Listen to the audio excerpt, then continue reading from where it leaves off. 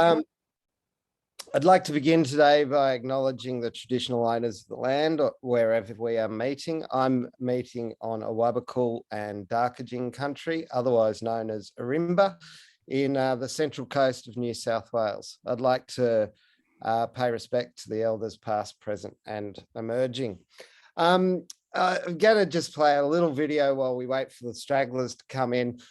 This has been produced by a completely different enterprise to ours, but I thought that it was quite appropriate. So with your permission, I'm going to make sure. This man right here is my great grandfather. He's the first cat herder in our family. Cats, don't let anybody tell you it's easy. Anybody can herd cattle. Holding together 10,000 half wild short hairs, well, that's another thing altogether. Being a cat herder is probably about the toughest thing I think I've ever done. I got this one this morning, right here. And if you look at his face, it's just ripped to shreds, you know? You see the movies, you hear the stories. I'm living a dream. Not everyone can do what we do. I wouldn't do nothing else. It ain't an easy job, but when you bring a herd into town and you ain't lost a one of them, ain't a feeling like it in the world.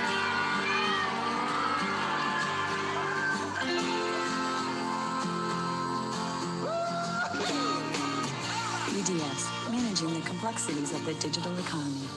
Well, that's an advertisement for a company that's not us, but I hope that the idea of the landscape agronomist is progressing a bit better than the cat herding ideas. But there's an origin story as well. So when we were designing with many farmers and land carers, the idea of what would support farmers within Regen Farmers Mutual, we very definitely settled on one term when we couldn't work out what the others should be, and that was that people would need to have skills to herd cats, to bring farmers together at the right place at the right time.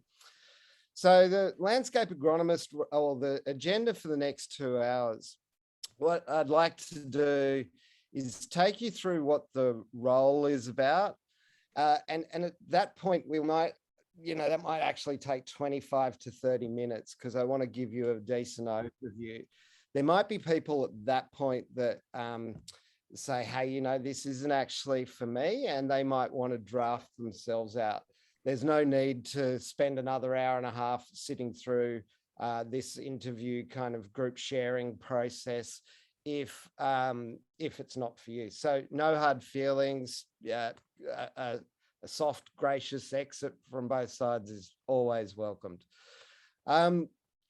Assuming that you are then interested, I'm going to take you through a bit more detail about the digital twin, and we've got an exercise to do.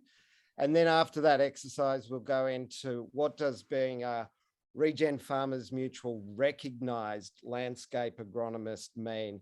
And then we'll talk about the ways that you could engage, either as an employee, a contractor, or if you've got a landscape partner organization where you're already salaried, how they can get paid for each engagement that you're involved with. Then we're going to do a farm planning exercise and some references to close out the 2 hours. Does that sound okay at this point? Before I get started, is there, there's a few little housekeeping things. Most of the time when I'm presenting to you guys, you don't need to be on camera. I know this is smack bang in the middle of lunch for most of us. So if I'm presenting, please feel free, turn off your cameras, have your lunch, make sure you're on mute. If you've got questions, please put them in the chat and I'll get to them at the right place in the break. If you, if however we're doing one of the exercises, which we'll do on a Miro board, you might want to turn on your camera at that point and we can have some dialogue, ask any questions. Does that seem okay? Sure. Perfect. Now I'm going to assume there will be an opportunity for us whenever we're asking a question to introduce ourselves. But there are some key, there's two key people that I'd like to introduce you to from Regen Farmers Mutual and Regen Digital, which is who's basically offering this role. The first being Rowan Clark. Rowan, if you could wave to those that don't know you. Hello. And the next being Kristen Denexter. Hi, Kristen, can you wave to those that don't know you? Hi, everybody. Lovely to see you. I'm now about to throw these two lovely people under the bus with me. Everything we're doing here is for the first time. So a landscape agronomist role, the creation of a farmer-owned environmental markets broker. We are learning. We've been very good at so far co-designing and following our nose and solving the problem ahead of us. And this role is sort of the same. We will be asking you to come on a journey with us where we are unfamiliar with the path as well. So we'll be going down a pathway of enlightening ourselves. The expertise in the room is phenomenal, but we need to give one another a bit of graciousness around what we do know now, what we suspect, and what we will learn. And so if you're happy to come down a journey with a new business, starting to do new things in an exciting and emerging market, then this will be a great role. If, however, you kind of crave structure and certainty, this is already going to be a role that you might need to reconsider, because we are in a dynamic situation, a dynamic start of a business in an emerging market that is complex by its nature. So with that disclaimer, I'd like to take you through a bit about what a landscape agronomist is and what the role we're offering looks like. So bear with me, I'll just share screen. And of course, I've taken you to the wrong screen. So why become a landscape agronomist? Now, I'm going to put this, that most of you will have seen this video or read this in detail in order to have got to this point, but there may be some that have been invited potentially by Carbonate and may not have seen this. So I'm going to play a quick 3-minute video of by one of our first landscape agronomists. No, I'm not, because it's not connected. So I'm just going to talk to you about it. A landscape agronomist is a new role, and it's combining traditional sort of conventional agronomy services that might relate to food or fiber production with environmental markets know-how. And this creates the opportunity for landscape agronomists to help farmers get additional on-farm value. Now, that might be through productivity, that might be through green provenance, or that might be through environmental markets. Now, in order to help farmers go through the learning pathway, there are essentially 3 steps, and they get increasingly bespoke over time. So all members coming into Regen Farmers Mutual will, with their landscape agronomist, get an environmental farm assessment. The process of getting an environmental farm assessment also creates a digital twin of that member's farm.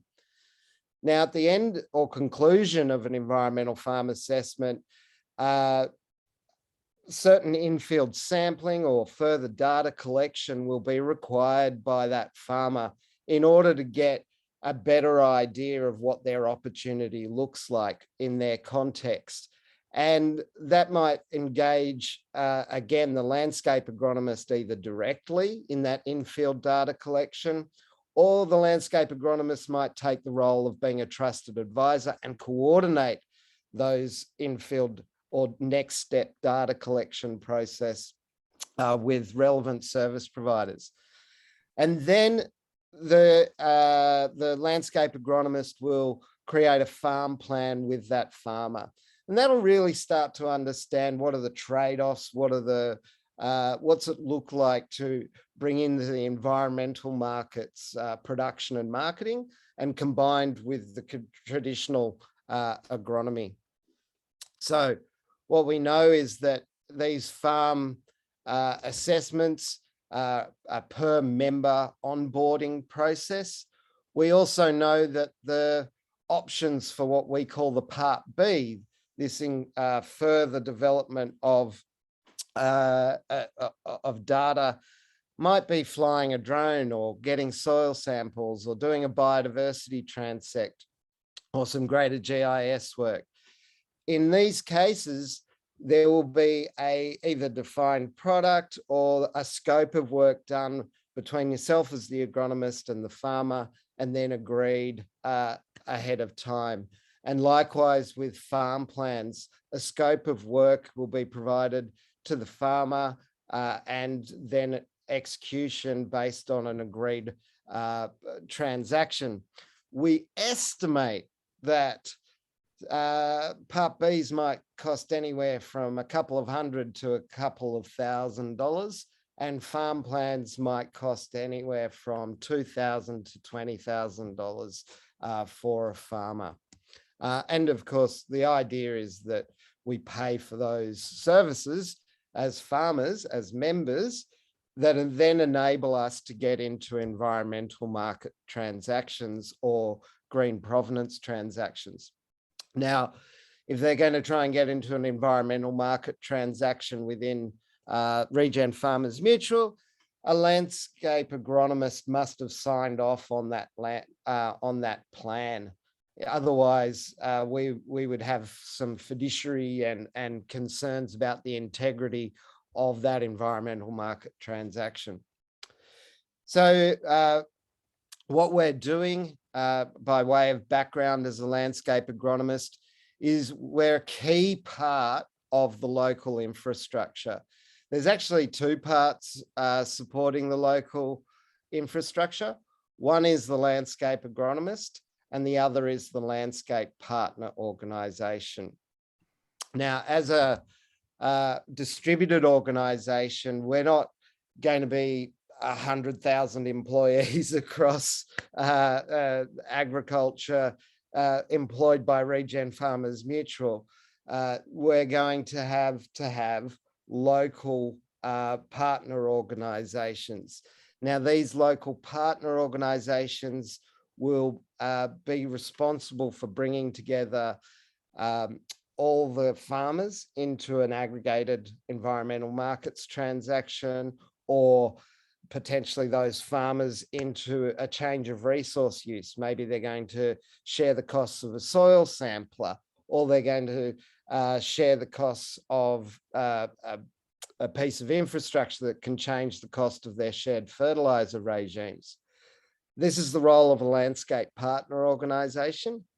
Additionally, apart from engaging farmers in a transaction, their role will be to help those farmers do measurement, verification, and reporting in order to continue to get paid for those transactions. So as a landscape agronomist, helping farmers, as a trusted advisor, go through the process of understanding their environmental assessment, collecting data, collecting farm plans, you're going to integrate very closely with the landscape partner organization. Those landscape partner organizations are aligned with the farmer and with Regen Farmers Mutual. So when a farmer does a transaction, be it carbon or biodiversity or water or conservation, their farmer will get 80 cents of the benefit in their hip pocket.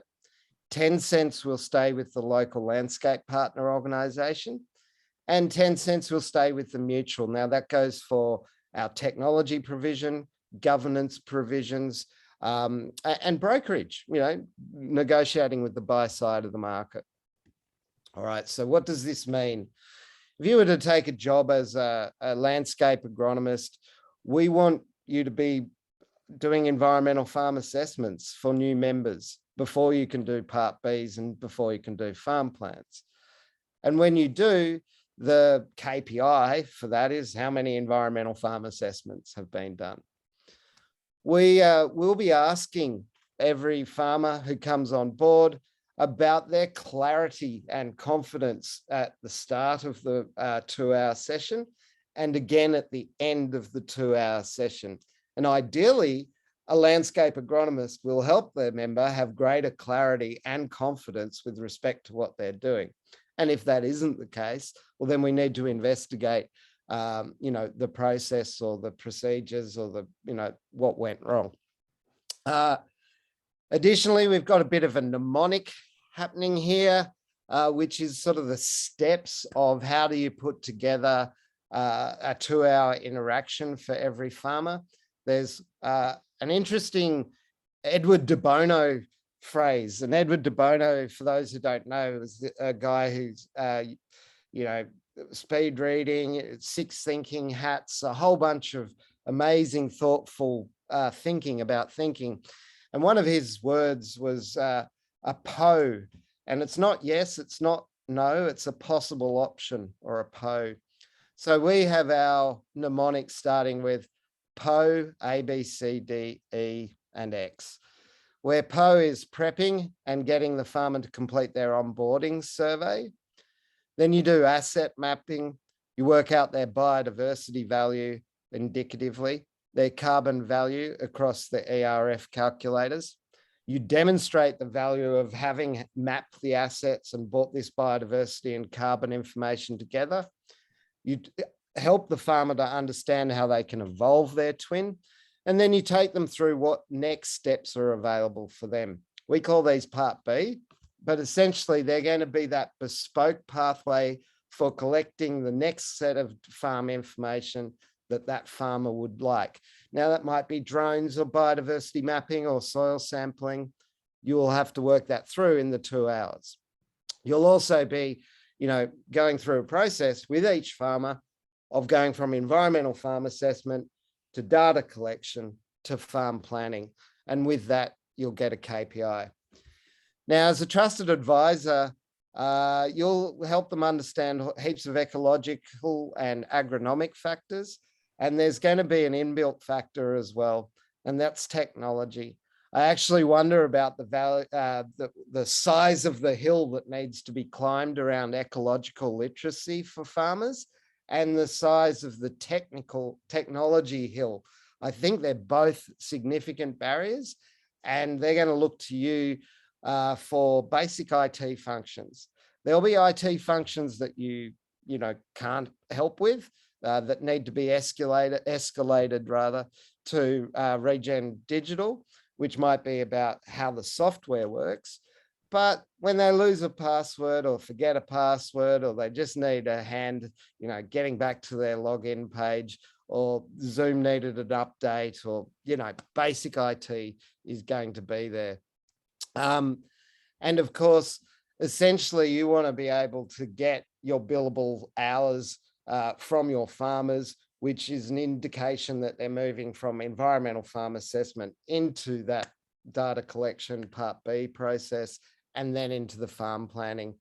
And then, of course, we want to make sure that our financial and admin is great. And if the KPI there is, you don't spend time chasing us to pay you, or we're spending time chasing you for an invoice, or, all of those things. Now, kind of gave this as a headline when I threw Rowan and Kristen under the bus, but this job is going to be evolving. We don't know until we start doing these farm assessments what we don't know. And as a result, we're going to be adding to the job description. We're going to be adding to the KPIs. That doesn't mean it can't be appealing.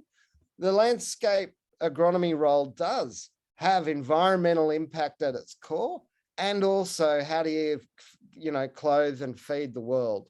It is a very strategic role, like what's the best thing to do for each farmer, and a very practical one, going out and collecting samples.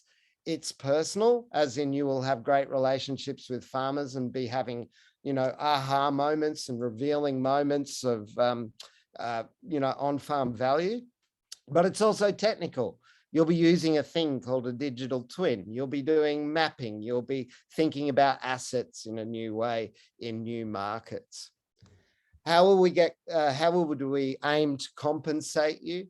Well, essentially the environmental farm assessments, we think will take 2 hours plus adding an hour for admin to get the farmer in and on board at the right time, at the right place, that cat herding role.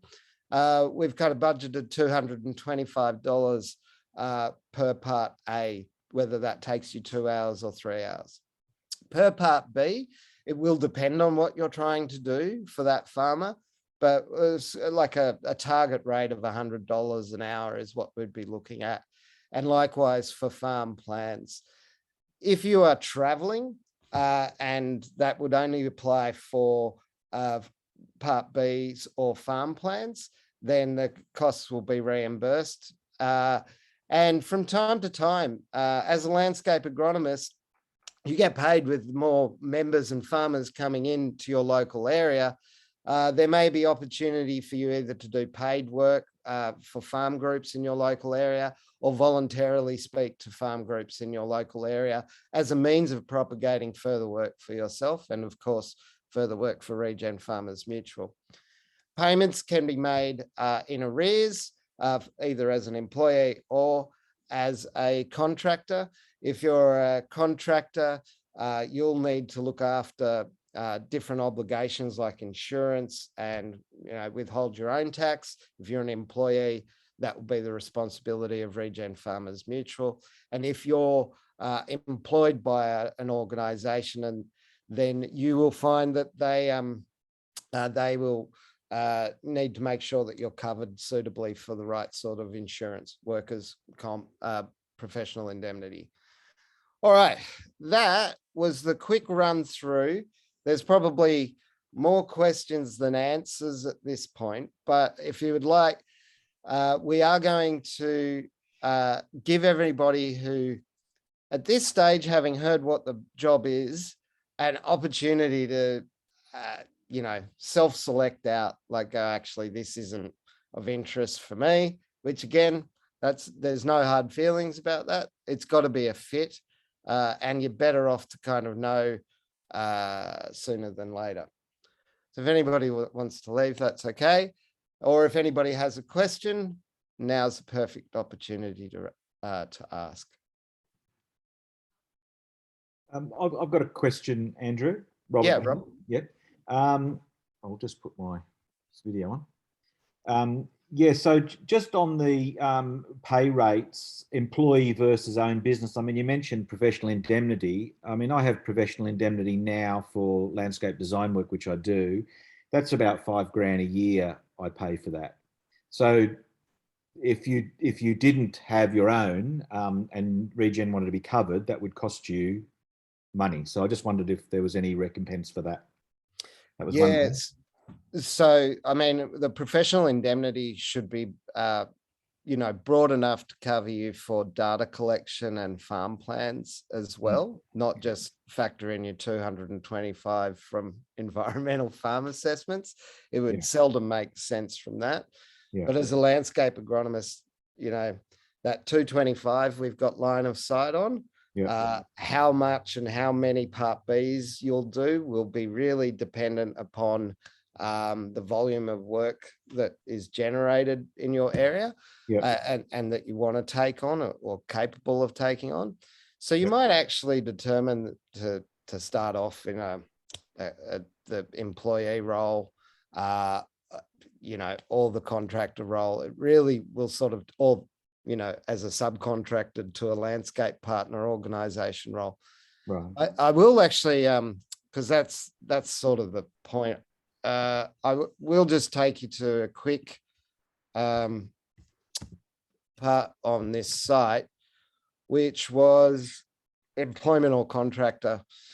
So we can engage you as a casual employee. In that case, it'll be 225 gross, and we'll withhold tax and pay your workers' comp and P&L, professional indemnity. As a contractor, you'll need to be registered for GST, and you can add GST on top of that 225. And obviously for your Part Bs or for your farm plans, you'll have to submit to the farmer a scope of work that they approve, and based on that, the payments will come to Regen Farmers Mutual from the farmer and then to yourself. Okay. Or as a contribution to salary. So they're the three sort of options. And for each person today, we'll end today with a better idea of who wants to be a casual employee, who wants to be a contractor, who wants to be a or who's going to engage B2B and be salaried by that other B. Okay, thank you. Any other questions? By the way, great question. I'm sure others had that. Yeah. There is one other question you mentioned there. I mean, how many farmers are ready for this sort of thing? What's the demand, and whereabouts? Yep, great question again. We've got about I think it's around 350 farmers already on the wait list. And so once we have several strategies at play in order to grow that. So we've engaged in our public relations exercises, which will be much better once we're live and able to deliver these environmental farm assessments. Yep. We have yourselves, because obviously you're motivated locally to bring on other farmers. We are doing some landscape groups around Australia who've got a particular landscape opportunity. And you'll see a lot of webinars and outbound marketing from us. We'd like to get to the situation where, 1,000 people or more are on the wait list by June 30th. And we've got the tactics in place to make, to give that the best possible chance. There are things that we can do as joint ventures, land care, MLA, etc., that if they came on would potentially put thousands of farmers into the pipeline. So I think that, the market's there to be got, but as we sit here today, there's 350 odd in the wait list. Yeah. Okay, thanks. And I should, word of warning, because this is myself included, nobody knows how that wait list will convert from, having no cost or skin in the game to join a wait list versus asking $500 from the farmer for an environmental farm assessment. But when we kind of pitched the environmental farm assessment, it was at $1,000 mark, and it was with in-field sampling included. Now it's $500, and that in-field sampling is going to be bespoke. So the conversion might be affected by that. Okay. Any other questions? Otherwise, I'm going to dive into the next section, which I promise will be hopefully educational. Oh, there's some questions. Thank you, Helen. I think we're good. So going to our agenda for a second. Hey, hang on a sec. Did Karen have a question? Did your hand up? Hey, Ron. Yeah, just quickly. Sorry, Andrew. No, that's all right. Used to raising my hand and waiting to be called in another group, and I sort of went straight there. With the contract or casual options, is that flexible? You can go, if you start off as one because it suits you at this point in time, can that be changed at a later time? Well, and go to contract. Yeah. Karen, my internet is tethered to my phone. Somebody just rang and so it kind of ruined everything. I think you were saying, can you go from casual to contract or contract back to casual? Yeah, depending on your circumstance. Yeah, I mean, unless there's a legal reason that would prevent that from happening, I think that's a reasonable thing. If you started off as casual and then you realized, well, I'd make more money as a contractor, you could go that way. Yeah. Yeah. And when we were looking at the part A, part B, and then the farm or the project plan. Yeah. I'm assuming that the people who take on these landscape agronomist roles will be skilled enough, and by that I mean kind of people skilled enough to make those plans a reality, because from what the wider research sort of says is that there's a gazillion farmers showing up to field days, seminars, so on, but they're not necessarily putting a lot of that into practice at home. So writing a plan and then leaving it with the farmer to deal with, is that kind of what the approach is, or is it going to be much more hand in hand sort of approach? Yeah, I mean, the farm plan that becomes desk tinsel is sort of the bread and butter of the consulting industry. As VGen Farmers Mutual, we're a broker. So we've got a specific reason to create a farm plan with those farmers. And that's ultimately to engage in transactions. So the incentive for farmers to get a farm plan and to, you know, comply with their measurement, verification and reporting parts of that farm plan and transaction are linked to one another. Additionally, a farm plan that we'll create is in a digital twin environment. It needs to be maintained and what we call evolved as a digital twin to keep accurate reflection in the data terms of what's happening on the ground. So we haven't done this yet, Karen, but the whole idea of desk tinsel consultant-led business plans that look good on paper but don't get implemented is a frustration that our farmers have, you know, expressed. So these farm plans are designed to be, you know, action plans to get into environmental transactions in large part. Yeah. Yep. Thank you. Any other questions before I roll on to a discussion on the digital twin? I did have one there, Wardy. You mentioned the mountain of knowledge that farmers have to take on in an ecological partake, and then the same for technology. How much technology are we going to be putting on them to learn? Is there specific software that they have to be skilled up in, or is it going to be relatively easy for them to get on board? Relatively easy. With some of the hard work initially is taken out of it because of COVID. So you got to get, you know, 2 years ago, getting a farmer onto a digital meeting might have been really hard, but getting them onto a Google Meet or a Zoom or a Teams or a, you know, digital meeting, most of them will have done that now. Once they're, as I'll show with the digital twin in a second, once they've got their digital twin, that software, they're going to have a learning curve with that. And that's the technical Everest for them, but we're getting them to do it in that first 2 hours. So part of the skill when you do part E of our mnemonic, evolving your twin, is you're going to have them sharing screen with you, and you're going to watch them add an asset, and you're going to watch them add an activity or log an observation. They're really the 3 actions: adding assets, adding an activity, and logging an observation. But those 3 things are things that they haven't done before. And we will get better UI, UX for that. But at the moment, out of the box, you can do it, you can teach it, you can watch them do it. And ideally, they'll continue to be able to do it. Okay, that sounds reasonably good. I do a lot of that in my current role, and it really depends on the technology levels of the person who you're working with, is how easy they can adapt it, and some people will just take a bit longer to get that. Yeah. Cool. Thanks. It's a no code thing, so they don't have to.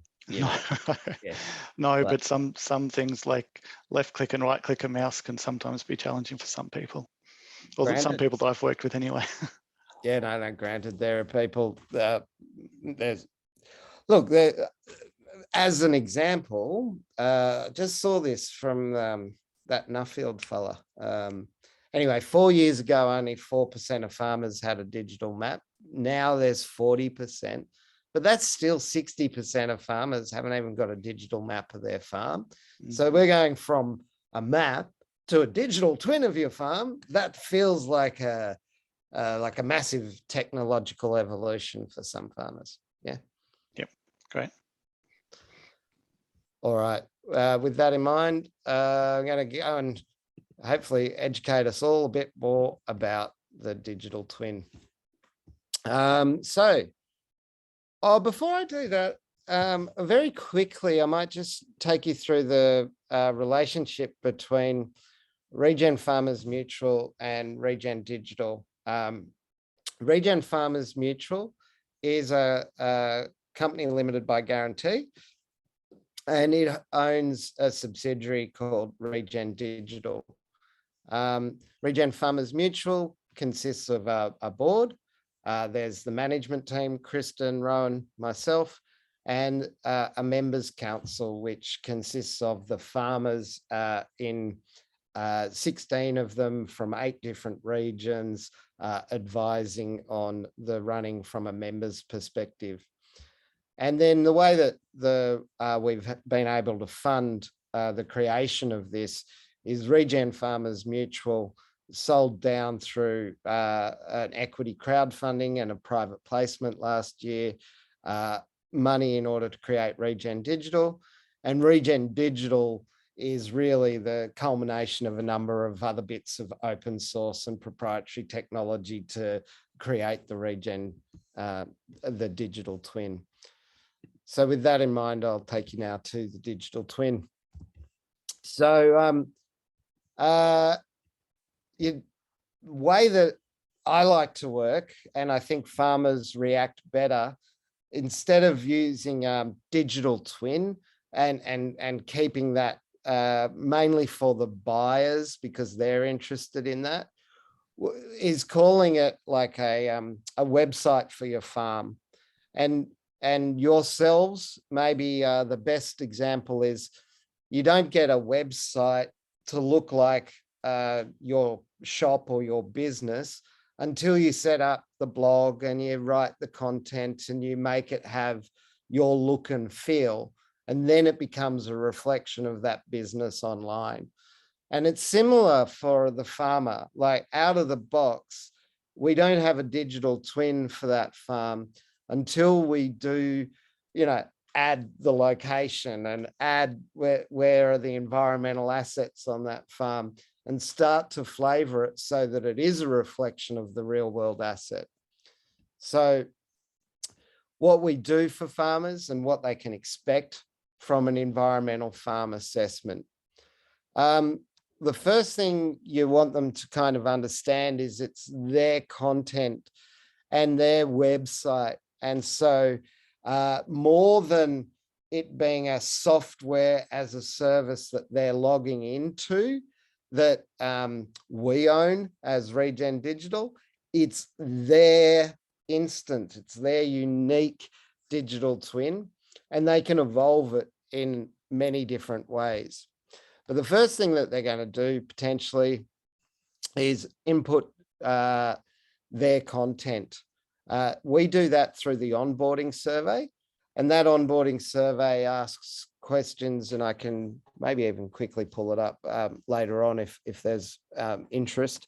And it's 9 or so questions asking, a bit about the farm business, all of their contact information, information about what products they sell, what commodity markets they sell into, really basic information. Once you've done that, you want to actually get them a digital map. Now, when we are talking about a digital map, there's really 2 digital maps. One is the legal title that a farmer has, the lot and DP numbers, and then the other is the practical management unit of that farm. Often you'll find that fence lines don't run exactly to cadastral boundaries, and often there'll be leased land or share farmed land or land in an adjacent area that is actually part of the farm's operations. But for a transaction, a farmer can't do a transaction on land that they don't have legal title to. So we want to create a digital map. Additionally, we want to help them understand and map those assets on their farm. Now, those assets might include your more traditional assets like your buildings and your plant and your equipment, your fence lines, your sheds and your dams. But it could also start to include, and this is where Regen Farmers Mutual differs from a traditional agronomy practice. We're not just interested in beds or fields or paddocks. We're also interested in areas of remnant vegetation. Where are the biodiversity hotspots? Where are the potential project areas? Where are the water courses and riparian zones? Where have you got a stand of interesting fauna or flora? And as you're mapping them, you're building essentially an asset inventory of your environmental assets and your physical assets and your water assets. And this helps you as an agronomist advise farmers with respect to their whole asset base, not just their food and fiber producing asset base. And that means the farm plans that you can help them create will be more whole of farm, taking both environmental markets and conventional agronomy markets into account. Andrew, could I ask a question there? Yeah, mate. So what you're explaining there is the onboarding aspect, is that right? Because that's the 2-hour thing? Yep. It's a lot of work in 2 hours. Yeah, it potentially is. But I mean, we've been trialing this and it's actually not too difficult. You will find farms that are very complex, but most aren't. Like we're finding a couple of physical assets like houses and sheds and fence lines per farm. And when you're talking about environmental assets like remnant areas or water courses, again, it's usually 5 or 6 specifically areas of interest. So I reckon you're mapping less than between 10 and 20 assets once you've established the digital map. And if you account for that taking about 2 to 3 minutes per asset, it is the majority of the time that you spend with the farmer, understanding where those assets are within the map, what the type of asset is. But so far, it's pretty realistic that it's between 10 and 20 assets that you're mapping in that 2 hours. It's taking about an hour.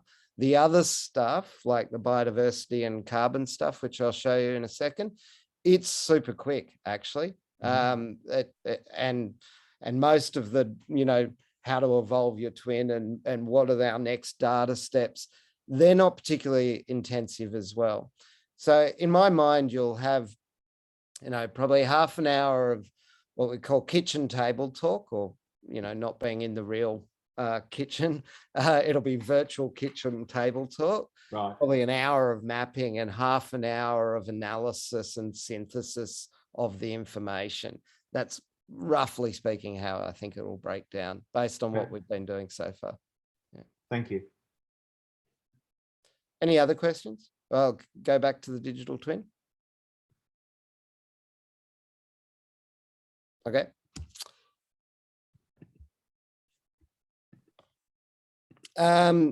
Now, the digital twin out of the box could be used by farmers for any type of enterprise, grazing, cropping, tree, forestry, you name it. But what I've basically concluded, and I suspect we collectively will learn more about this, is that farmers will not want to use their digital twin to manage their food and fiber enterprises. In fact, typically there's like agronomist specific or crop specific software or grazing planning software that is fit for purpose. And instead you'll be wanting to bring the data that comes out of that enterprise software that they might be using into your digital twin through API or through CSV uploads on a periodic basis, rather than customizing the digital twin to help you understand your graze planning and to monitor that. So it could do that, but I'm a bit reluctant to suggest that we start enterprise planning software. The digital twin is really about environmental asset identification, management, and ultimately going into transactions. Sensors and IoT devices, I think, will play an increasingly important role. And this is an area that I reckon we will have, we talked already about how this role is version 0.1. And we're going to roll out each month new features and new functions of the digital twin. being able to incorporate rain gauges or IoT devices, NDLIS tags, yield mapping off your harvester into your digital twin will become an ever increasing part of certification for green provenance and an ever increasing part of environmental markets and what they demand in terms of measurement, verification, and reporting data. So while sensors and IoT devices is currently a small part of what's done in the digital twin, I expect that to grow over time. You've got a whole bunch of logs that could be in place based on each enterprise, but I think that there's essentially two types of logs that are interesting. One is adding an activity. So if you want to do a bird survey on a property, you would add an activity that says every first Thursday of the month, let's go out and count the birds at this location. And then what that does is it sets up an alert on the digital twin. And when the farmer gets the alert, they can then put in the number of birds they saw at that location as an observation log and reconcile that to the activity. So that over 12 months, on the first Thursday of every month at this location, you've now got a bird survey throughout the seasons. So you can start to use that as baseline data. So that's the idea of activity and observation logs, and they will be driving the digital twin and the driving the engagement that gets the farmers to come back and continually evolve their digital twin. Of course, the data on the number of birds at any particular time, if they enter into a transaction that is going to pay them for preserving those birds, then next year in year 2, they're going to continue to do that bird monitoring and they're going to continue to do those observations. And that data forms the basis of the verifiable data that they'll need in order to continue to receive payments for protecting those birds or receive the rights to monetize the protection of those birds in some branding. And of course, once you've got your environmental farm assessment, includes look-see and biodiversity returns. These are government calculators. So let me try and explain it for you. In your digital twin, you map an area. In that area, you then get the government calculator called look-see to determine, according to each ERF method, what the projected ACCU yield from that area might look like. Additionally, for biodiversity, you can get a look-B, which we're going to integrate shortly. And you can also get from the Protected Matters search tool, likely distribution of flora, fauna, mammals, amphibians, you name it, birds, according to your location. Okay, there's some other things. These are very technical, but you will be creating ahead of every environmental farm assessment the instance for the farmer and their onboarding survey, and you'll be linking those so that the first thing you do with the farmer is you'll say, okay, let's commence this onboarding. Let's attach your results from that onboarding survey to your digital twin. And if you can, now give me permission and I'll help you evolve your digital twin. You might find that you're also helping farmers in your region. There might be 10, 20, 30, depending on the region that you're in and how many of that 350 are from that region. You might need to be saying, hey, expectations, this might take me a month, 3 months to get to you, depending on how many people you've got.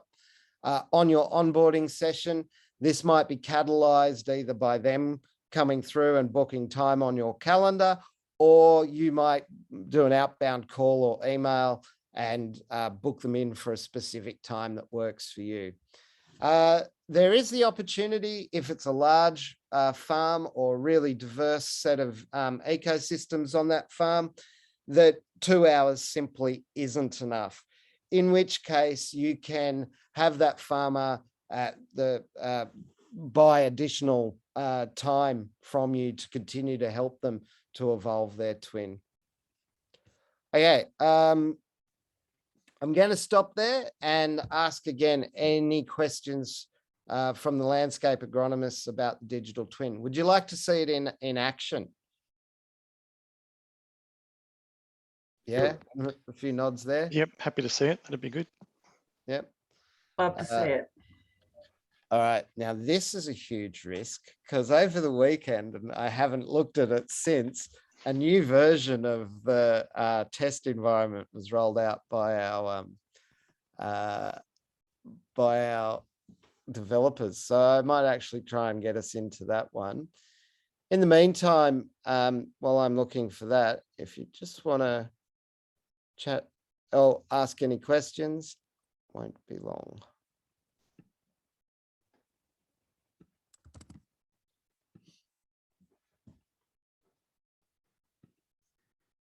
So I would have thought, just another question, I would have thought that there'd be some sort of personal relationship required with the farmer. I mean, unless you've already established that, you know, those 350 people you're talking about are very keen.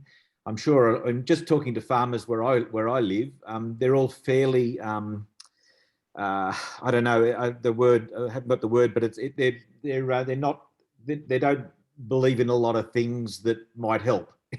That's a bad way of putting it. You know, they're well, particularly, you know, I mean, there are a lot of national farmer voters here, and they don't like any interference from government and talk about, you know, saving their rainforests and things like that. Here, where I am, they'll say, well, we'll do that, but we don't ever want anybody to tell us what to do and this sort of thing. So I think establishing a personal relationship with them will be quite important, I would have thought. Yeah, you're right, Robert. I mean, we can train you to draw maps on or assets on a map, but we can't train you to have the kitchen table talk. No. Innate ability to relate to farmers, and this really interesting point in time as environmental markets and conventional agronomy are converging.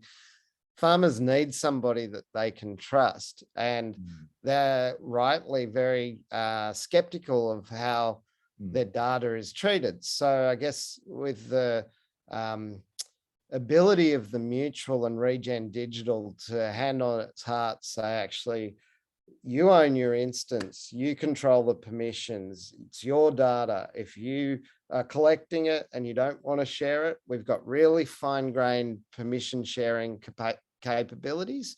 But as any sort of responsible business owner, you want data to drive your decisions and to model, you know, future scenarios for what you should be doing with your farm. And for most of those farmers, they're going to have to, if they don't know you at the beginning, they're going to find that you'll be one of their more trusted advisors along with their conventional advisors or advisors to date. And so, yeah, there's a lot of relationship building, a lot of helping them to navigate what could be seen as complex and technical and hard to understand. You're actually going to be saying, actually, there's an enterprise here and there's a value here, and this is how we can step you through understanding what it means in your farm. But from day one, you may or may not know them, but by day 100, you're going to have a very good relationship with them, or it won't work. Danny, you've got your hand up, mate. Yeah, thanks, Wardy. I might, do you mind if I talk to that a little bit as well? Yeah, please. Yeah. So it's a really good point you raise, and I just want to probably kind of use an example. Wardy and I did a webinar with a group last week, and we didn't know them at all. But I think the important thing was we knew the product, and I think instantly this group of farmers knew or understood that we knew what we were talking about, but we were there to help them. And I would say, Wardy, within 20 minutes, that trust with, you know, six farmers and with that group was built. And then all of a sudden we actually got talking in more detail around where those advantages in kind of joining the Regen Farmers Mutual or creating a digital twin, where the power was for them and where that sat within their farming enterprise. So I suppose the point is, if you're confident in that digital twin and in that process and know the power of it, that trust being built within that land care structure can happen very, very easily. Because farmers generally, you know, they want to see that the risk is mitigated somewhat, but as soon as you put that data around it and that confidence, all of a sudden they're on and they understand it, and you can move forward from there. Thanks for that. I see some more hands up. Kim. Yeah, thanks, Andrew. I just wondered a little bit about the waitlist management and how long people have already been sitting on a wait list without contact, and whether those people are, I guess, pre-qualified in wanting to come forward into the Farmers Mutual and have a farm map or digital twin built for them. They've been we've been communicating with everybody monthly on that wait list through our newsletter, but until we'd actually got to this point where we've been technically able to build a twin, starting to recruit the capacity to roll out environmental farm assessments, and even today we're still working on our legals around the member agreement and the platform agreement. So we're achingly close to being able to deliver to that wait list, but we've basically got them primed, but haven't, you know, given them a date at which they can start to redeem or start to book in for environmental farm assessments. Okay. Again, that conversion, you know, notwithstanding the amount of time, it's also for some of them a different deal, going from sticking your name on a list to parting with some cash. Yeah, I understand that. I just wondered whether that role of reaching out to those people and asking them to book in and give them a reason to do so, is that something that the mutual is going to do, or is that something that agronomists are going to need to do? Oh, great question. So there's basically, there'll be filtering of the existing list that we'll be able to provide to landscape agronomists to get you going. And then there's outbound marketing that you guys could do. We've got presentations that are pretty much templated. And so if you're talking to an individual or a group of farmers, you might use that presentation to drive them to the wait list, which then puts them in the system. And then we'll have this uptick in outbound marketing.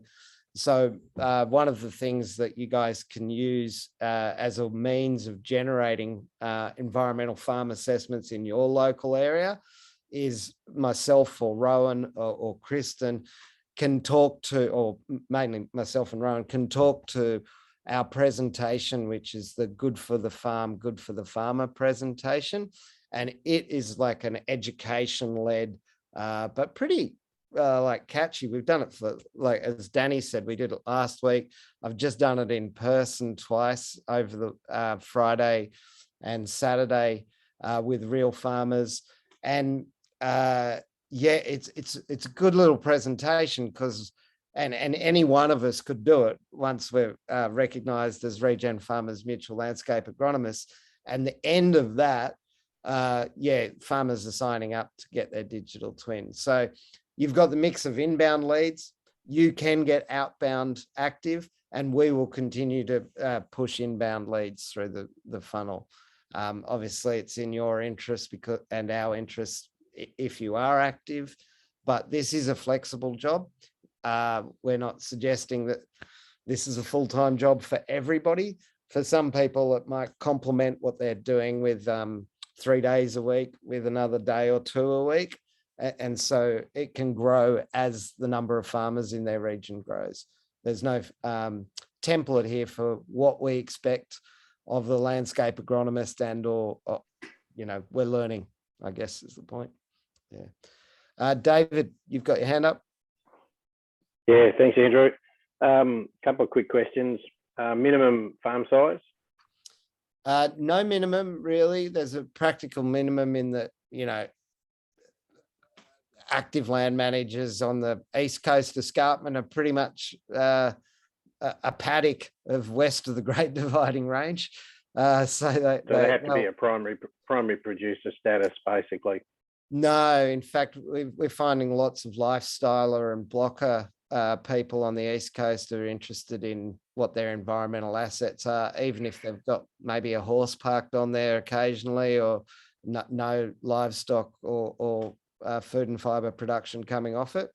Additionally, we'd like to think that digital twins can be used for research farms, for native title farms, for state or national parks to manage their assets with as well.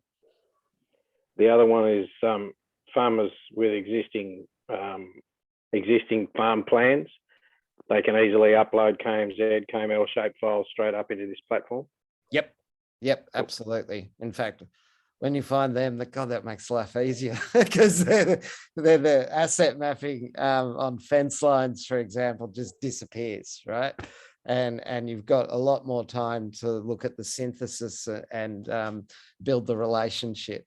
So yeah, no, if they're at the point that they've already got shape files, KMLs, KMZs, they can be brought in, or GeoJSON, they can be brought into the mapping component very easily. It's just an upload.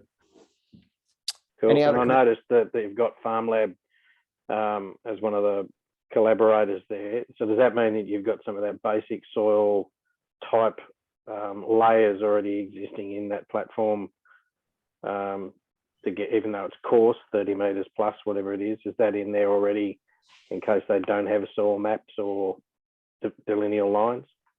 As of today, we haven't got the FarmLab integration in, but it's the first one that we're trying to get through as the core one.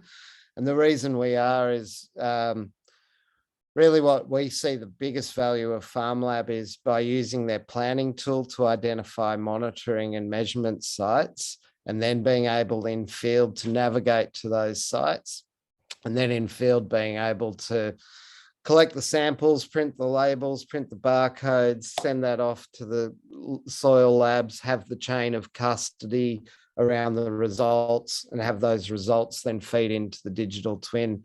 That's the whether you're doing soil samples or whether you're doing biodiversity transects or a bird population, it's that ability of FarmLab, which we're integrating next, which is most exciting. But yes, when that integration happens, a lot of those layers that FarmLab provides its customers come through to the digital twin as well. Yeah. Cool. Danny, you got your hand up? Danny, by the way, before you go, I hadn't explained to people who you were. Sorry, Danny has been co-designing Regen Farmers Mutual as for the last 18 months. Been very he sits as a Landcare facilitator and on Landcare Victoria's board, and has been working as a volunteer with Regen Farmers Mutual and really helping me to understand how can this work with most of those Landcare types for them to be able to pick up the landscape agronomist role. And is probably, been my number one guinea pig for trialing out things. So Danny's a couple of weeks ahead of the rest of us, but learning just like everybody else. So Danny, over to you. Thanks, Wardy. I'm probably number 2 behind Helen and Mike, but anyway.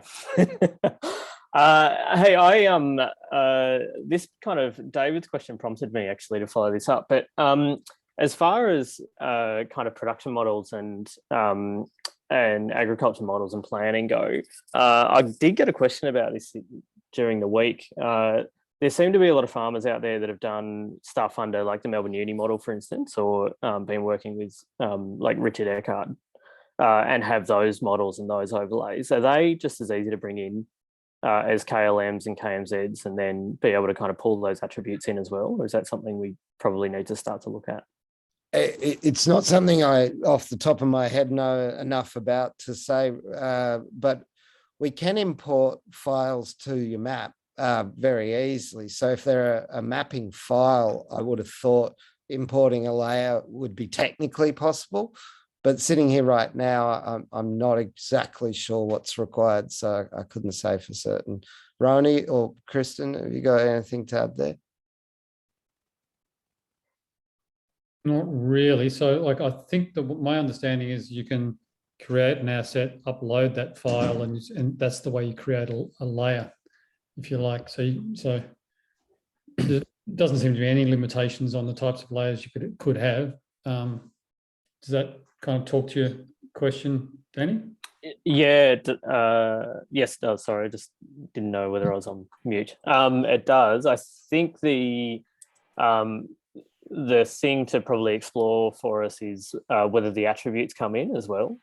So there will be there is a particular attribute list or a custom attribute list that sits behind those, and whether or not they come in as a CSV or whether they need to be a secondary import. But I reckon even with these, these other platforms, like the production platforms, if we do want to start to bring those into digital twins, we need to make sure that we're able to capture all of those custom attributes.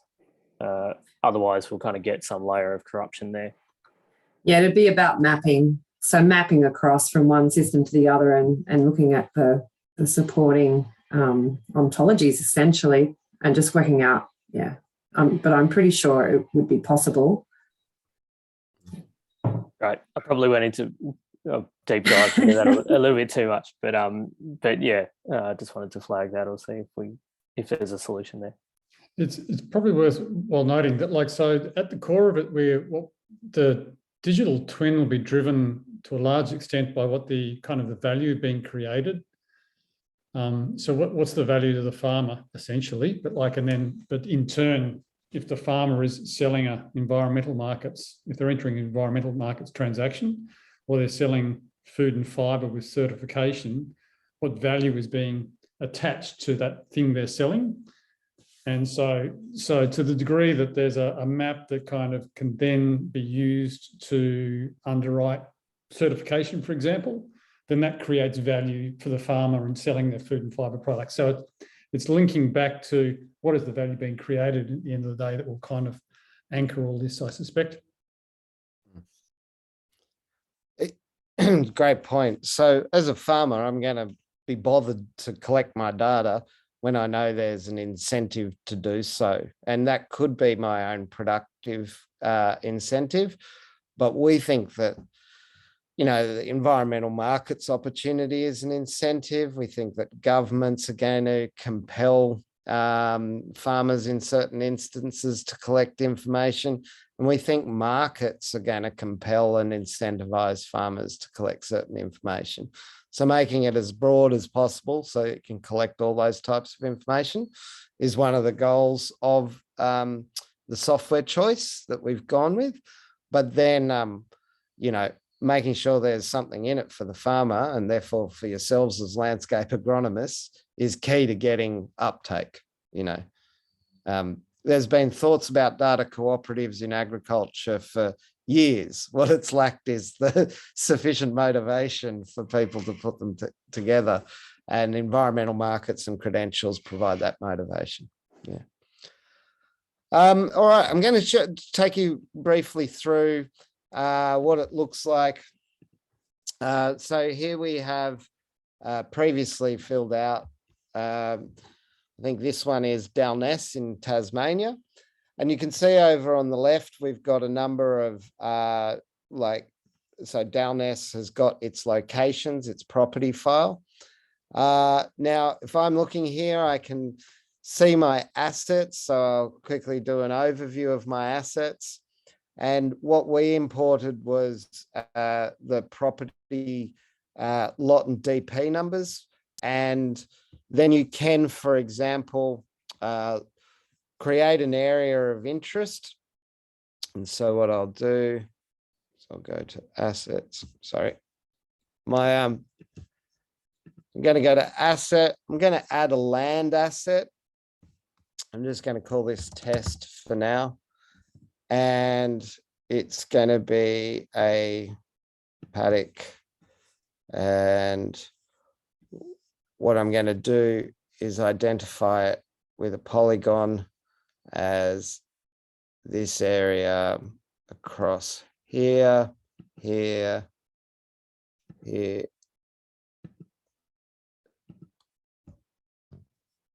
Now, I'm going to save that.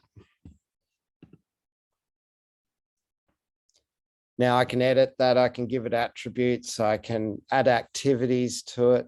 But one of the cool things that you'll want to see is like, how do we get that into look-see? So I'm going to add a field.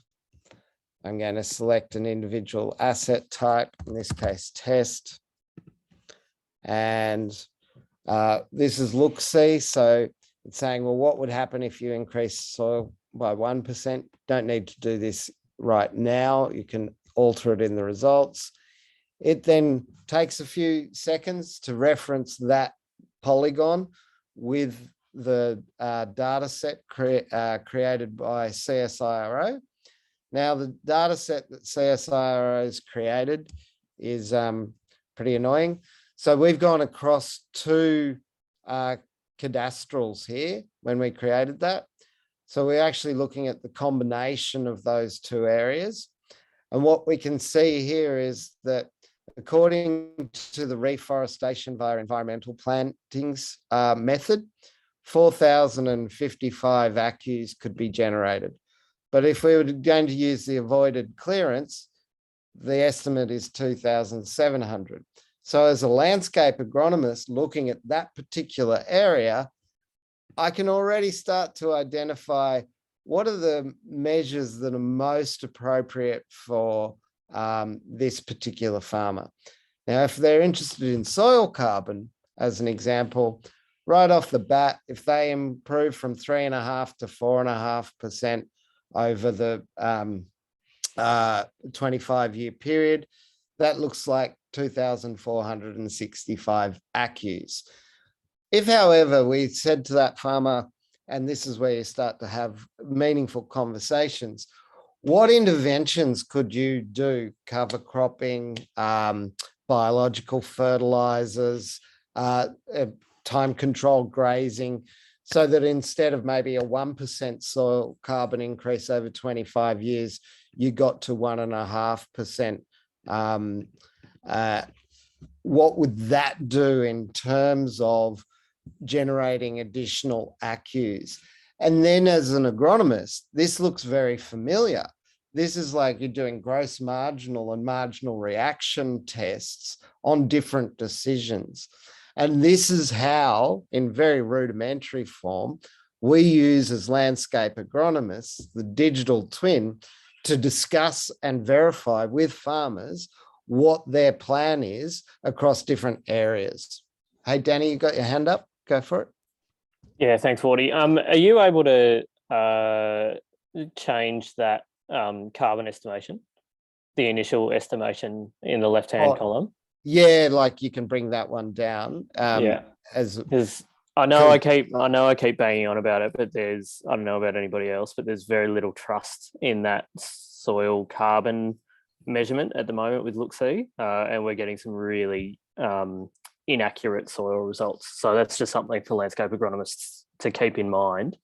Yeah, just in case, because it is, you run some of that data through look-see, and it really does set farmers up to fail if they haven't got somebody trusted looking at that.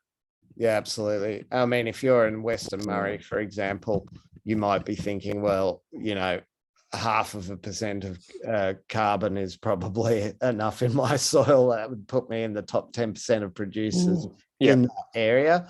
And so absolutely, Danny, you'll have to have some contextualization. And the way that look-see works, as an example, all of the government calculators work this way. It's sort of garbage in, garbage out. So for each of the ERF methods that have been deployed in projects so far, they've got that data. And so when you draw your polygon, they're referencing all of that previous data. So if they haven't had many of that type of project in that polygon area, then the data is going to be really crap, right? Like, because the sample sizes are small. So we're finding look-see is out, you know, up to 50% from reality. But yeah, well, it's the Commonwealth tool. So in terms of talking to farmers, that's why we're using it. Yeah. Yeah.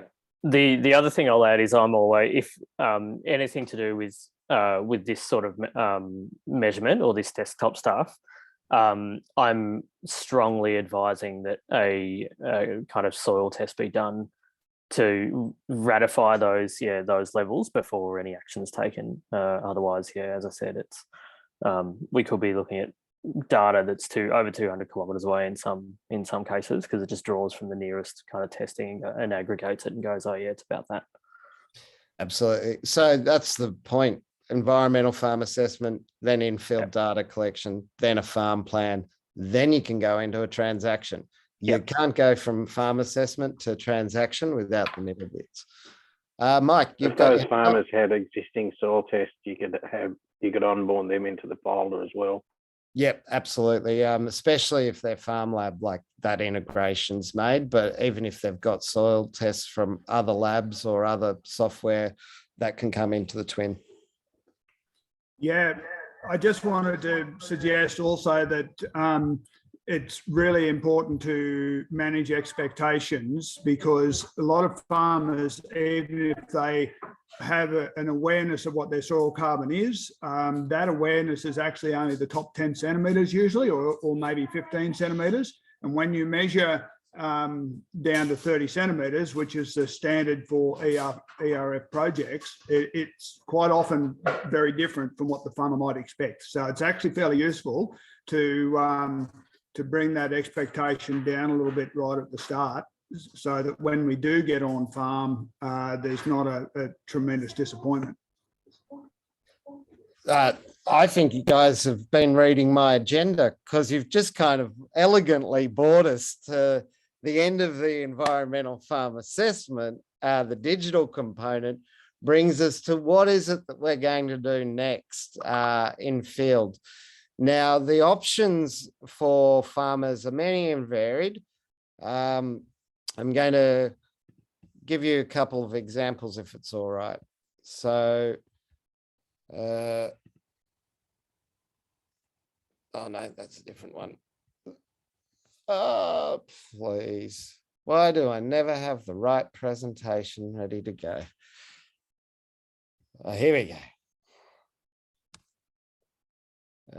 Present mode, yeah, whatever. There we are. So at the end of, you're coming to the end of your 2 hours, you're probably at an hour and a half in, you're just starting to synthesize look-see and the biodiversity equivalent. And then farmers are going to be given by you a couple of options for consideration of what would be their next best steps. Now, it might be that quite a lot of farmers these days are interested in net zero, understanding their own sinks and emissions before they would trade anything in the ERF. But some farmers, you know, might be interested in what are my opportunities for getting paid for planting trees, because tree corridors or shelter belts are already part of their landscape plan. They might already be thinking, oh, I really want to, you know, move to practices that build soil organic matter, and they might be interested in soil carbon.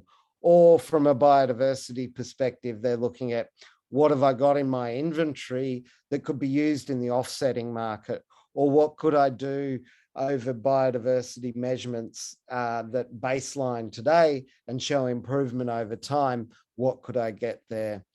Likewise, they might be interested in using their data to look at the change of land use or change of fertilizer or resource use or change in practice and model that against different, say, climate or rainfall or other scenarios. They might be interested in how they can get certification, either through like Carbonate or another means, like net zero is a certification, in order that their food and fiber access or premiums are achieved. Or they might be interested in, now that they've identified that, even under the government calculators, even if they're wrong, based on this parcel of remnant vegetation, maybe there is a value now that's significantly different from the value that it had under 5 years ago, under the guise of, well, it's just undeveloped land. Now it's land that holds carbon-rich remnant vegetation. That can change that contribution of area to the whole of farm balance sheet, and that in turn can affect interest rates, etc. So we kind of want to know from you guys at this point, what are the sort of things that farmers might want to get done in their Part Bs, and what are the things that you can offer as a landscape agronomist? What this is going to help us to do, and I'm just going to drop into our little chat this Miro board. Has everybody used Miro before, or anybody used Miro before? Hands up. Oh, this is the point where you do have to come off and show your faces, unfortunately. I've stopped talking at you, and I'm going to have you start getting active, if it's all right. All right, so is it, by show of hands, who's dealt with a Miro or a mural board in the past, a virtual whiteboard? Who hasn't? Rob, David, Trish, Ray? Okay. What we're going to do, I'm going to just drop it to everybody in this meeting, a link to Miro. Now, if you can use Miro, great. If you haven't used Miro, there's no real drama to it. I'm going to give you a chance to go into Miro from that link that's in the chat. And then when you're all in there, I'm going to share screen, because if I try and share screen now, you're going to lose access to the chat and you're not going to be able to get into Miro. Okay. Click on the link from the chat, get into the Miro board. Everyone done that? All right, I'm going to share screen now. So great to see you all in there. What we've got is plenty of options for Part Bs. Somebody could, as we've talked about, go carbon neutral. They could be selling carbon. They could be wanting to get LiDAR on a drone over their property, any number of things. What I'm going to get you to do in Miro, and you'll see me do this myself, there's a little button on the left-hand side on your screen, and it'll say sticky note. And if you click on the sticky note, you can make it any color you want. When you put that sticky note down, I'll just zoom in so you can see it. You can write your name, Andrew Ward. Okay. Now with that sticky note, I can show to the rest of the people on this call, excuse me, what sort of experience I've had so far. So if I've already done an ACCU generating project as a landscape agronomist, I can put my little sticky note here. If I've already done a accounting for nature or biodiversity assessment management or natural capital accounting, or I'm qualified for any of those, I can put my name under that bucket. Okay, the task, if you can do it, is to put your name under the buckets using your own sticky notes for things that you may already have as things that you can do for Part B. Now, the reason this will be helpful is there's no way that you will be able to do everything that every farmer wants as a Part B. If you've never got your drone license, you as a landscape agronomist might not be the person driving the drone. You might be acting on the farmer's behalf to coordinate somebody who's driving the drone. If you've never done an accounting for nature's certification, you might not be able to run the configuration and composition assessment. You might have to organize that on behalf of the farmer. So we're trying to get an idea of what are the things that you can do right out of the box. And what we might find, or hope to find, is that within our cohort of landscape agronomists, we've got people who've done land valuations. We've got people who can do soil samples. We've got people who can do biodiversity transects. We've got people who can fly drones. So I'll give you a couple of minutes to add your sticky note under the buckets that you can do. Rob, I can see you trying to talk, but can't hear what you're saying. Andrew, I've just gone on to Miro, but it's asking me to join up and so forth. What's the go with that? You don't need to join up. That sounds a bit unnecessary. If I read out for you the options, you can tell me whether you've got these, and I'll put your name on the right sticky note under the right bucket. Does that work for you, Rob? Yeah, sure. All right. Have you done an AccuGenerating generating project before? Sorry, I do have it now for some reason. Oh, okay. Even better. So the question, landscape agronomy, sorry, now I just wanted to know what you want me to put there now. If you under each of those buckets, can you see those buckets, Rob? No, I can't see. I can see Maggie McDonald, and I can see, that's all I can see on the board at the moment. And there's if you click on and Wardy's profile picture in Miro, like it's tiny up the top. If you just click on Wardy's head, it should like give you the same view that Wardy's looking at. And just let me know if that works, because it'll take you to the Miro. The Miro board's so big, and it'll hopefully take you to the right bit of the board. If did that, let me know if that works for you. I've got the buckets now, and I would need to put something underneath them. Yep. Now, the thing you need to put underneath them on your left-hand side on your computer will be a little sticky note thing. It looks like a square with a triangle in the bottom right. So put your name in the sticky note and put it under the bucket, corresponding bucket. One of the more exciting Part Bs that we're going to work through with FarmLab and EAL in the next little while is helping farmers to access $10,000 worth of soil samples through the Commonwealth scheme. Not every farmer is going to want to share, which is a condition precedent of getting the $10,000, their soil data with the federal government. But in a lot of cases, I think it will be a really good way of getting farmers $10,000 worth of baseline soil samples as a real contribution to the value of their digital twin. It will have $10,000 worth of data in there that they can use for agronomic or environmental market purposes going forward. Another one of those exciting Part Bs is net zero. We're really interested in that because I think farmers are particularly interested in that, and they want to achieve net zero before they trade any surpluses on of carbon sinks off their property. All right. Thank you, everybody. I can see most people have got the hang of this, so that's fantastic. I'm also noticing I'm talking too much, and I want to get to the point where at the end of today, we do have a fuller idea of what this role is and whether we want to progress. So I'm going to now say thank you very much for your contributions to the Miro board. You can continue to make them over time.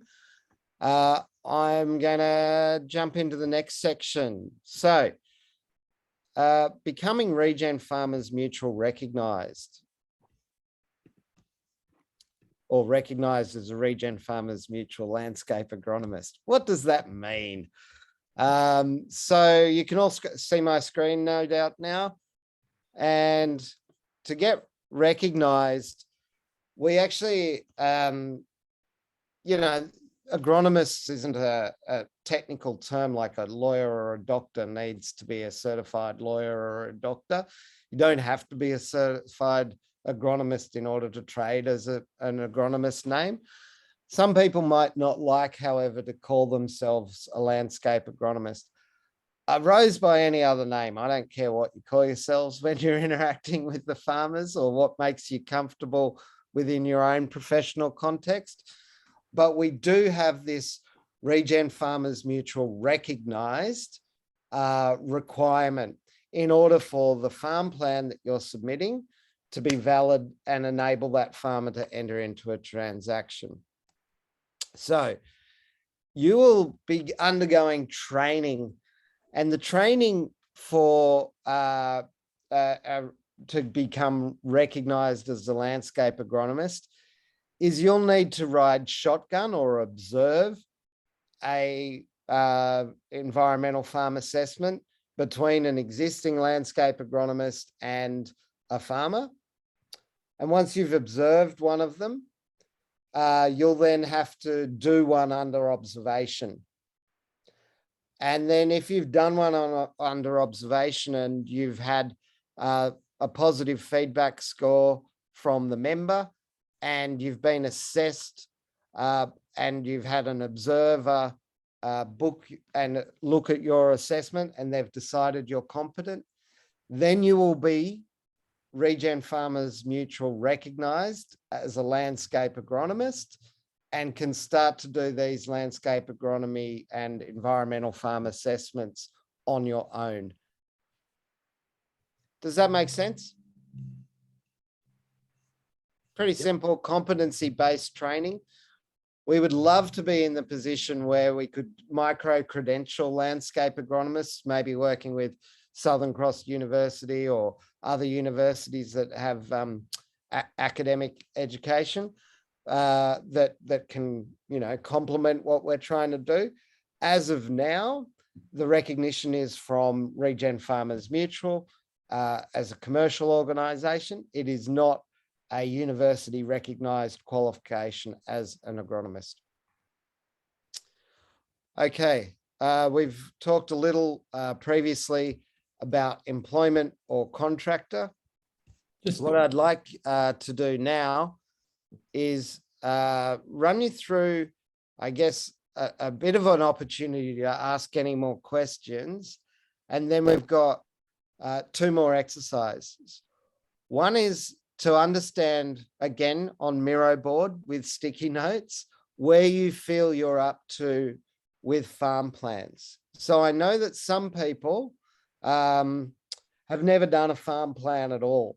And in fact, they might be interested in the environmental farm assessment and learning how to do the in-field sampling or creating a farm plan. So they'll be closer to never having done this. And then there'll be people who like are professional agronomists, and every day they are either working on creation of a farm plan or working to a farm plan with existing farmers. If you're an expert farm planner, you'd be at 10. If you've never done one, you'd be at 0. Does that make sense? So going on to the Miro board again, if you can switch, and if you could please just scroll down. Oh, scroll to the right, I mean. Gosh. Click on my face if you want. I'll get everybody to come to me. I've forgotten how to do that, but there's like a come to me button. No, that's a voting button. Hide actions. Come to the right and of where you've been dropping in. Never done a farm plan. Expert farm planner. And just put your name in a sticky note that enables us to understand where you are on the spectrum. So I noticed that there's a few people, Augustin Vivas, visiting member. Yep. You just put your name anywhere between 0 and 10. Rob, good comment. Got there. No. Yeah. The more expert doesn't necessarily mean you'll be, you know, great or lesser at the process.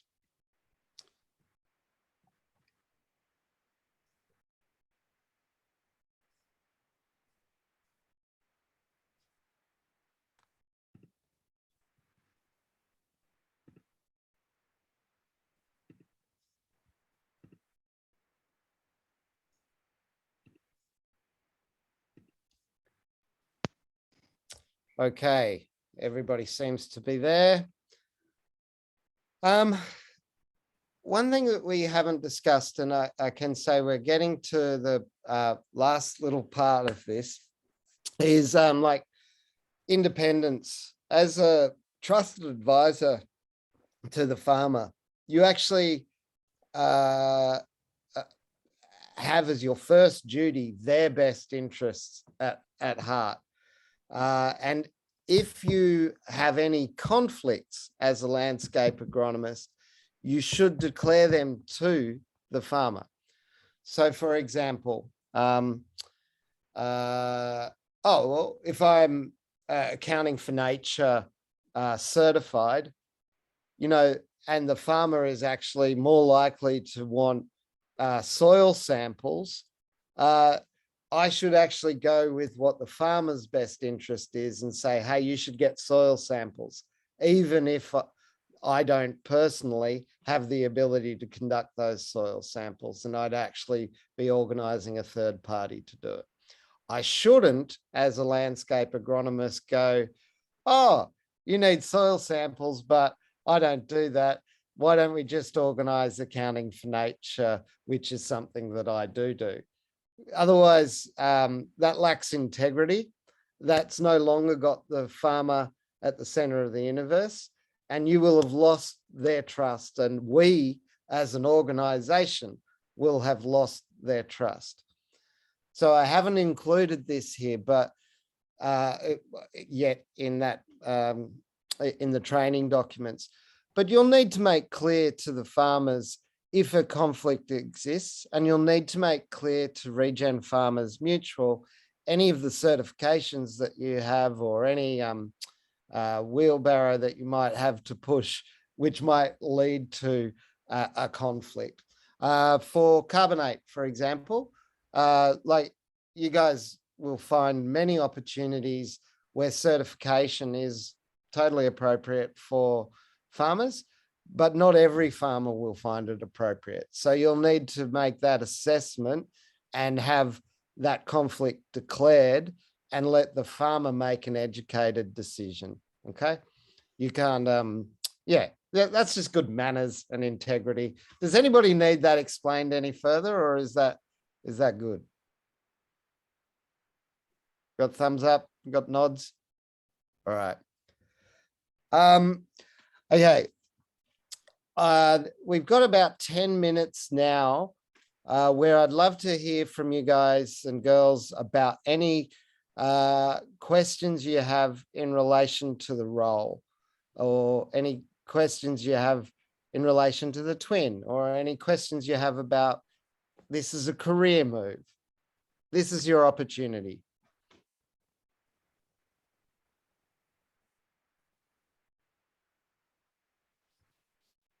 Well, Robert here, sorry. So I may be able to, I mean, the area of operation, I'm based in northern New South Wales, and I would like to have a limited, you know, not limited by a lot, but I certainly wouldn't want to go outside of New South Wales, and I probably wouldn't want to go much less than Newcastle to the border, I suppose, of Queensland, something like that. So that's just something that, my age, I'm looking for another nice thing to do in a company with my farm. I'm an ecologist as it is, and I would like to work in that sort of an area. So I don't know what the story is with that. I think geographically, it makes so much more sense to be working within your geography than outside of your geography. The natural familiarity we already have with the landscape, with the farmers, with the landscape partner organizations. Yep. I think that's totally fair and reasonable to want to work within your sphere. The reason we didn't kind of map where are you on Australia with sticky notes is that for the environmental farm assessment, the mapping component, you could pretty much be anywhere. Right. But for the Part Bs, the in-field assessments, well, that's like a menu of in-field assessments. Not everybody can do everything. So being able to know who can do certain things might help you identify somebody to be able to do a Part B that you can't do. Yep. But ideally, you'll only do Part Bs and farm plans in the area that you're closely located to. Okay.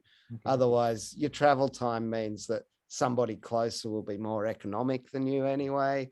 Well, you know, so we want to try and help you get more and more people locally rather than help you go further afield. We haven't kind of got, because we haven't done this, right? We haven't yet run into landscape agronomists in the same area with a limited number of farmers. Who gets what? How do we sort that out? How do we make that fair? But we're going to run into that within the first couple of weeks, aren't we? You know, is it going to be first in, first serve? Is it going to be rotating? These are the sorts of things where I'm saying we're a dynamic business where we can't give you certainty yet, but we can totally learn with you about what the problems are. And we can come at it with a fair, honest broker kind of mentality, but we just don't know everything yet. Helen, you've got your hand up, and Mike, you've got your hand up. Are you in the same room? I try to be like, you know, not a job lot all the time, like we said to me. I have a question regarding different organisations like Carbonate or even landscape agronomists that come in to this platform, and they're already doing their regen maps, regen farm plans, or Carbonate's looking to put our regen farm plans together. How do we consolidate and integrate and work together on, rather than reinventing the wheel on all of us sort of, we may have already actually got our regen farm plan mapping already sorted. So have you thought about how that could integrate? So when you're choosing your own adventure, there could be, we just, you know, a farmer comes in and we just want to get a regen farm plan together. What does that look like? How do we navigate that space? That could be a Part B in and of itself. So we'd probably deal with you like we would Cool Farm Tools or another Part B, like the soil sampling option, and make it as get a regen farm plan as a Part B. It could be one way to do it. And in terms of mapping, you know, if you've got a whole of farm plan or an organic farm plan or a carbonate farm plan, whether there's equivalencies that mean in the creation of your regen farmers recognized land plan, which kind of staple to a transaction, there might be like recognized prior learning equivalent, or like, you know, you don't need to reinvent the wheel or get that farmer to pay for our land plan if the land plan that they've already got, you know, satisfies some of those things. So sitting here today, I'm not sure how exactly they map, but we're open to the idea of a farmer never having to enter data twice. So if they've entered that data into their twin, and that makes them 100% compliant for their regen farmers mutual land plan and 80% compliant for the carbonate land plan, then we would like encourage those farmers to complete the other 20% to make them compliant for a carbonate certificate. But yeah, we haven't mapped those yet, but we're open to that sort of thing. Mike, your question? Yeah, sorry. Helen, mute yourself. Yeah. With the extension of sort of skill base amongst the landscape agronomists, there is possibly opportunities to have ourselves be of increased service to farmers by, for example, if we're cross-trained with the certification, we might be able to act in some situations as an auditor in that certification where it's appropriate. Or if we're cross-trained with, say, Accounting for Nature's platforms, then we're doing biodiversity surveys. I know that Europe's already looking at sort of net zero issues, and I presume there'll be something comes out along the lines of being a net zero auditor or assessor. So within the mutual landscape agronomist, are you planning to have some way that we can sort of share contacts or ideas or things that we can do to upskill and be of greater service? Absolutely. I just want to draw a distinction between audit and the other services. So audit will be part of the MVR, the measurement, verification and reporting for transactions. So it will technically sit with the landscape partner organization and be part of the reason they're getting 10% is that they're onboarding them into the transaction and they're doing the MVR. So audit will be part of that landscape partner organization's considerations. And of course, they're going to want to, as the landscape partner organization, engage with all the landscape agronomists in their area to be able to make that MVR efficient. So yes, but it's a bit beyond our horizon of thinking at the moment. But yes, audit and helping the landscape agronomists be multifunctional so that they could do a soil sample thing if that's what they're interested in, or do an accounting for nature, or do a carbonate audit. These are all opportunities that mean sitting here today, we've got like 20 of us. We might have 19 different pathways for each landscape agronomist, depending on their interests and what the farmers they're engaged with are interested in. And when it poses an opportunity for that landscape agronomist to become certified in a particular area, because they can then sell those services to their farmers, that just makes sense to me. Yeah, or to us. That does feel like an area where it would be good to work with the team to kind of work out, well, how do you best express this? Because Mike, it's a great point. I mean, if we've got the resources in the room to do the audit, how do we kind of do that in a way that we still kind of have verifiable, certifiable data? So that it's something that like a co-design session on. Is that what you're thinking? Yeah, why not?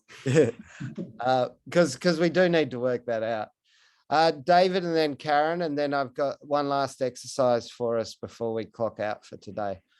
Thanks, Andrew. Have you got sort of a template in regards of, I suppose, staying on message for Q&A? So if farmers ask this particular question about how things progress and whatnot, that we're staying on task and on topic, those sort of things like that, so that we as landscape agronomists don't sort of overpromise, under-deliver, or get too far in front of ourselves as far as the oversell type of thing. Yep. And also, I dropped into the chat a Local Land Services New South Wales map in regards of particularly, I think it was Robert was talking about staying to a particular area, that might be some sort of, I don't know, boundary or territory, for a better word, that might be something to plan to. I'm sure there's the same sort of thing for other states, but anyway. Those LLS areas are the same as the NRM regions, and I think they're a great first first cut at like defining where people are. There are some NRM regions like the whole of the Northern Territory, and then New South Wales, I think, has 8 or 10. So they're not always the same size, but they'll have similar numbers. What I wanted to share with you is this little website that you've seen me banging around. Whoops. How did I do that? Bear with me. Where did my site go?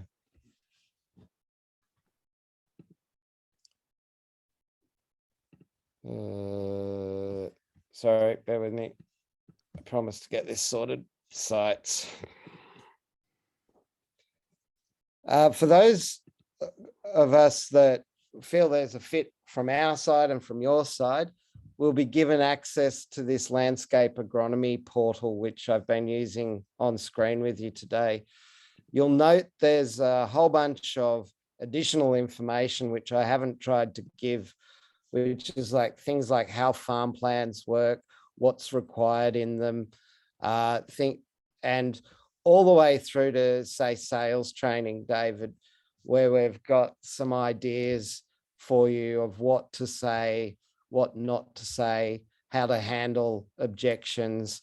And we would hope that one of the benefits of being a mutual and being the way that we are learning all together, that we can have you guys not only join that site, but we can be rapidly iterating that site so that the best of knowledge from all of us about our various learnings as we're interacting with farmers can start to filter into that landscape agronomy portal.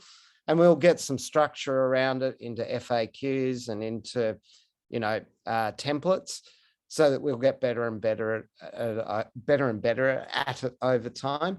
But the initial departure point for landscape agronomists, if you join Regen Farmers Mutual, either as a contractor or an employee, we'll give you like a Danny at Regen Farmers Mutual Google address. That'll then enable you to join that site. And from that site, you should be able to do everything from book an observer for your competence-based training, know what landscape agronomy, what farmers are waiting for their environmental farm assessment, organize with those farmers for the environmental farm assessment, submit your invoices, submit, feedback, change the site. So all of it will happen through that portal, but it's really a Google site, and that'll enable you to do the landscape agronomy stuff, and for all of us to get much better at it and to keep a constant kind of tone of voice and brand out there in market. Cool. Karen, you've got your hand up. Yeah, I'm going to do the ask the stupid question role for the day. There's always someone who's got the question that they feel is kind of daft. Speaking as a landholder and a farmer today, not so much as a potential landscape agronomist, there was probably about 1,000 acronyms there today that flew over this landholder's head. And I wonder whether, and my husband's here with me, and we just ran through a list of people we know in our area who would be having an even blanker look on their face than I am right now, if we brought these topics up to them.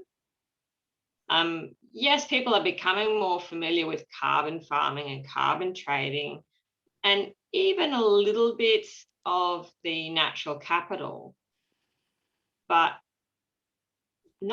it's not a big number of those people. And like some of these people have got several thousand acres in our area. That's a big land holding. So they're not small time. Yeah, it is complex, and I understand that building something from scratch is complex, but I'm just wondering, like we're signed up, we're waiting to have our assessment and stuff done, so we're definitely on board.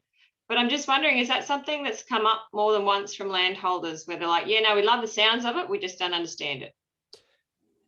Every day, mate. There's so much confusion in the environmental markets, and it's not even one market, right? Like there's markets for carbon within, each of the ERF methods, and then involuntary markets and so on and so forth.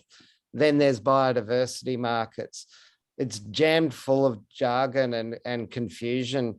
And, you know, it's deliberately been made confusing by brokers. You know, we want to try and make it less confusing, but we're partly to blame because we're introducing new concepts. Because if a farmer doesn't know what they're doing, they're more likely to abdicate their decision making. We need to probably have a glossary and be really attuned as landscape agronomists to taking for granted that people use the same language as we do, but they often won't.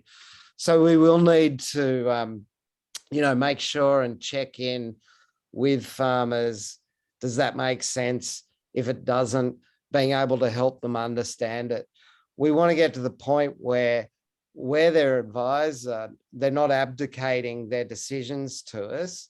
They've got to be proactively making these decisions, which is one of the reasons we say you have to get a landscape agronomist signed off land plan before you can get a transaction done.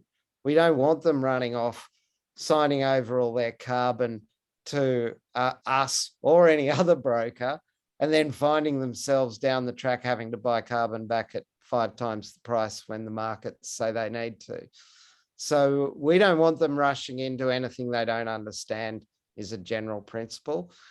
But there is a lot to understand and it is confusing. And I'd like us to be the best of breed at that, but we're not there yet. Karen, I don't know if that's a satisfactory answer, but that's the one that I've got for you. That's fine, mate. Thank you. Yeah. Did somebody else have their hand up? All right. David.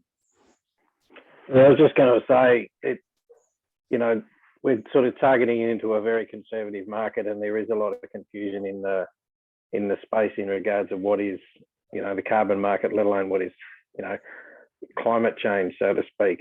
And I think there does need to be, some, I don't know, I think some training. I suppose we've got some, you know, plenty of people, probably everyone on this call has drunk the Kool-Aid and is 100% behind climate change and that sort of stuff, but it's defining it and I suppose expressing that definition so that it is more encompassing, because not all of us are Barnaby Joyces or, you know, and that sort of thing. A lot of people are getting confused by that political market, and so there's probably some stuff to do around that to break down that jargon and non-politicize something that is too important.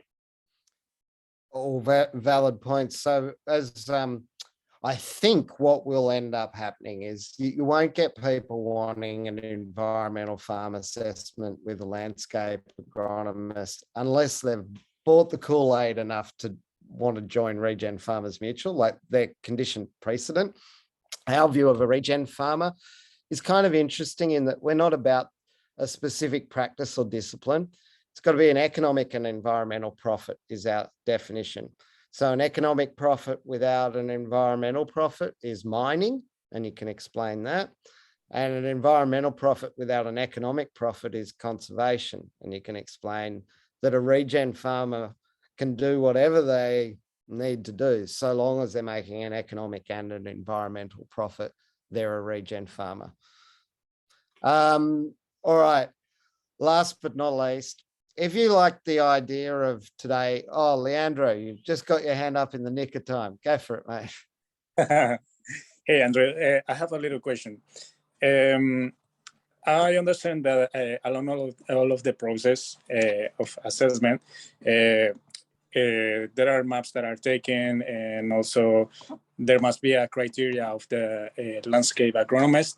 But my question is, do we have any guidelines or a framework in which the company is aligned to the objectives to the producers, or that's mostly on the extensionist, let's name it in this way, criteria? Since, example, by taking some samples, water, or soil samples, I can infer different like strategies to improve the either the carbon footprint, or there is any salinization or acidity in the soil or whatever, and I can explain it as what the strategies will be a benefit for the producers, but specifically, do we have to recommend? Let's put it in brackets. Do I recommend, or do I do my comments? Do I do my plan to this farm based on my criteria, or there are certain points that are already established by the organization, or these ones must be aligned to AIM certifications as a green bonds or something like that the producer can go? Because again, I can come with the greatest idea to improve I don't know, a production I don't know, based on reforestation or something like that, but cannot be aligned with the organization or any certification chased, but can be translated in a great benefit for the producer. So that's my question. Let me try and distill it, but I think the farmer is creating their farm plan. You're helping them put it together. So it has to work for them. That's the alignment that we want. And then we're aligning that with one of three outcomes: either productivity improvement for the farmer, in green provenance or credentialing for that farmer to get market access or market premiums. And the third is environmental markets.